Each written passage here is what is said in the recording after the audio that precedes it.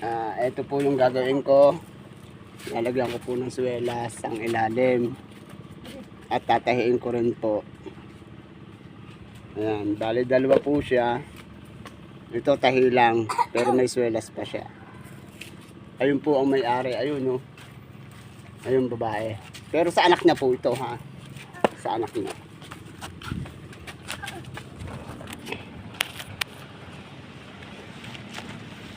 Ay naka. Ito ah.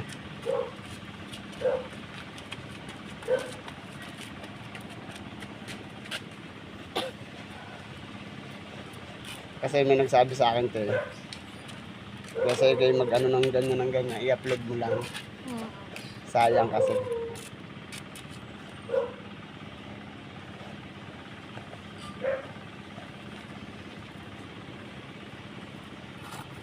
Yan, local naman yun. Kaya ang bilis na sila. Parang 2 months.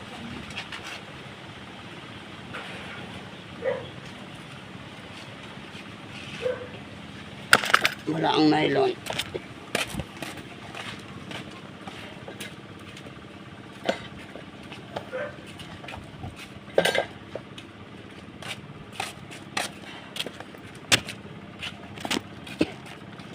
Anak ako ang naiilos ko eh. Pero marami na ako nang in-upload na ganito. Dapat nakuha ka na rin ng presto kuya. Ayoko te.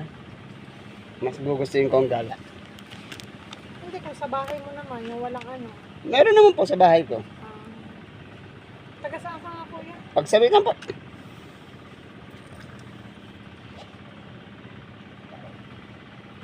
Bunso, no. Ulit.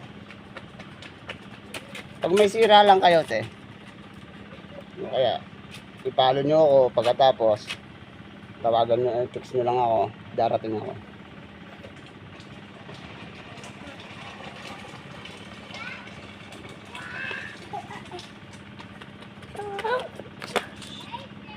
Marami na, may 100 katao na yung tumatawag lagi sa akin.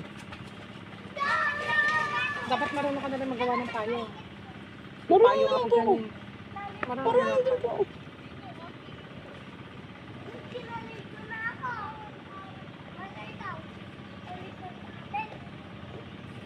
Kaya lang, iniwan ko yung gamit ko ng palo.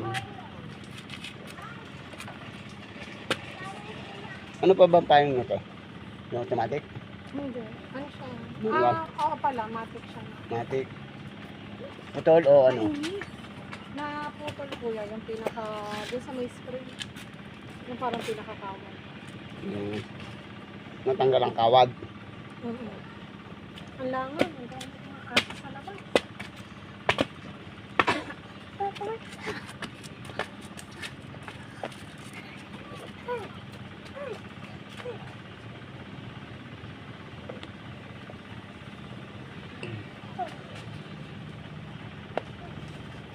Ay kung sa Santa Cruz to, ang laki ng gagastos ni ate. Doon pa lang, gagastos na siya ng 500 sa itim.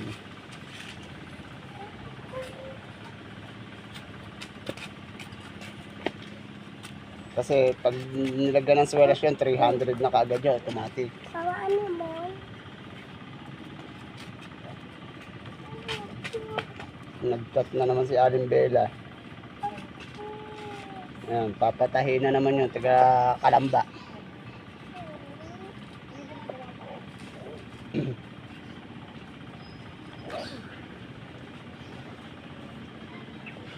May suki ako taga Kalamba eh. Layo. Pero pinupuntahan ko to te. Pinupuntahan ko yan.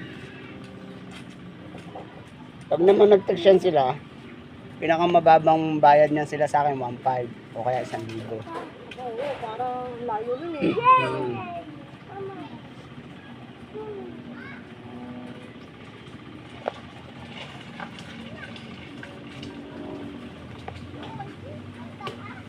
Ito, nag-chat na eh. Dito lang. Dito lang. Kilo. Mainit. 1. Dito lang. Dito na kayo.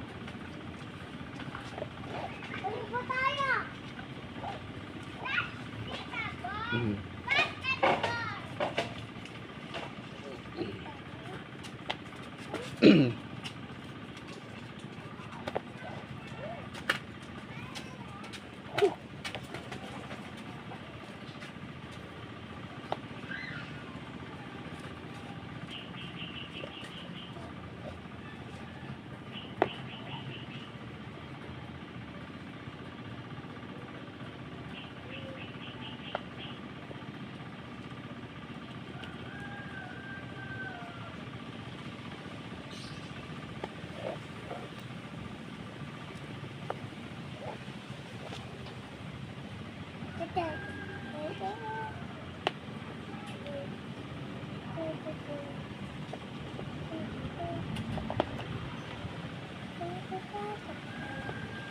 Ito napabayaan te.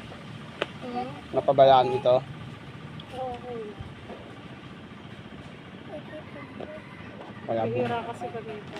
Kaya pala.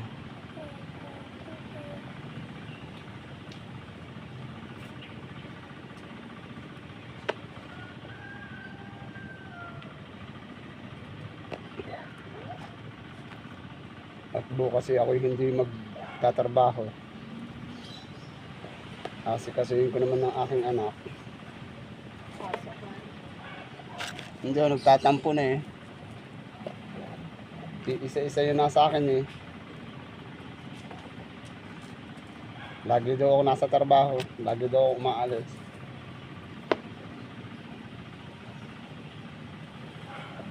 Hindi tinanggap ng school eh. Bakit? Ay, lumipat po kasi kami, Bulacan. Eh ngayon, lumipat kami dito. Transfer siya dyan. Ayaw tanggapin ng school. Wala kang dalang credential. Kaya, kaya sa ano na lang daw. Sa susunod na ka-enrollan. Sa central ko na lang ipapasok.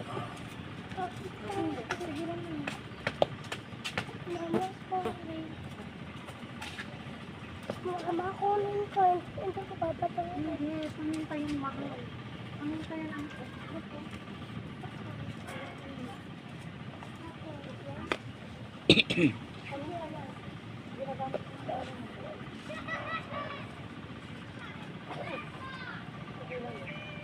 Kailangan mo na daw, no?